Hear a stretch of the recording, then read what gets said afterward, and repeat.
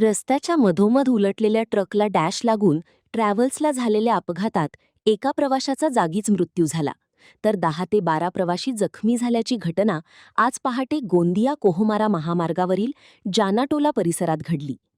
फुलेल खिरवार 30, जिल्हा खैरागड, छत्तीसगड असे मृतकाचे नाव आहे.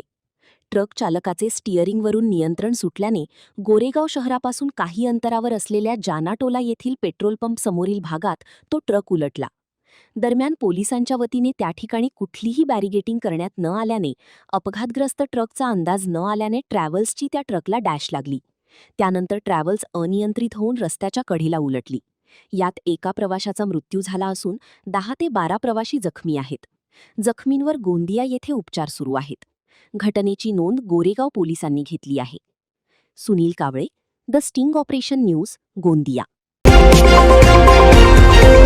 द स्टिंग ऑपरेशन न्यूज, सत्याचे दुसरे नाव, अन्यायावर लेखणीचा घाव.